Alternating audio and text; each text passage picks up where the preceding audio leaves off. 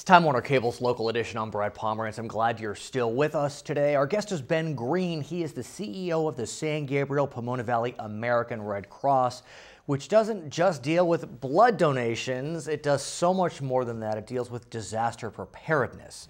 And you have recently launched a new initiative called Prepare SoCal. Tell us about it. Well, Prepare SoCal is a program designed to really educate folks as to the importance of being prepared.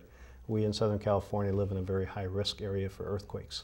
But I think about Pasadena, where you are located, and you had a natural disaster that no one would have expected in November, December, dealing with wind. That's right. And so they needed the Red Cross with wind damage, but that's supposed to be for the Midwest. It's so interesting because that windstorm really knocked out the electricity. But if we have a major event, earthquake, it's going to knock out all utilities. Right. And the number one utility you need is water. No doubt. People don't have water. So let's talk about some tips, because so often in Southern California we say, oh yeah, I got to get that kit in my garage. I haven't done it yet, but I got to make that kit. And I'm one of those people, so tell me what I should do. Well, first of all, there's all kinds of resources available on Southern Cal, Prepare Southern Cal website. But, what's the website address? The website address. We have it. We'll put it on the screen if you don't know it. It's preparesocal.org. Perfect. Okay. But, yeah, please. The main thing is make a kit, and the kit contains things you'd expect: food and water and things of that nature. And there's all kinds of checklists available to help people, guide people through that. They can purchase the kits through the Red Cross store, redcross.org.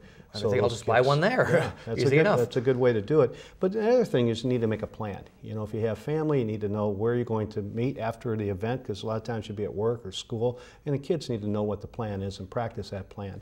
And of course, you need to know who to contact, out-of-state contact, because the phones here would be so busy, but getting out of state would be easier. I mean, I remember the '94 earthquake. I was actually living in the San Fernando Valley then, and it was scary. I mean, phones went down immediately, and I lived 10 miles from my parents, and yet they couldn't get to me. Yeah. So I understand.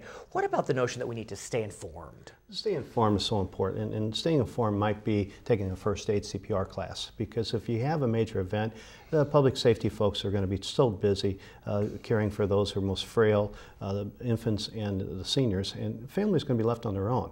And if somebody's got an injury sustained in the earthquake, you need to know how to deal with that, whether it be a broken limb or bleeding or a heart stop, CPR first aid. No doubt.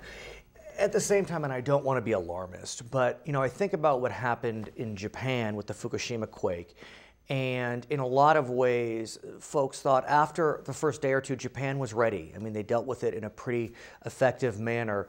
Are we ready on the West Coast for a disaster of that magnitude? No, the answer is simply no, and that's part of the reason for this initiative, Prepare Southern Cal. And the initiative is a 3-year initiative.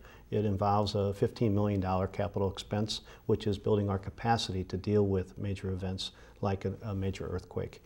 And we have corporate sponsors such as Wells Fargo and Edison International and Occidental Petroleum are helping us with this.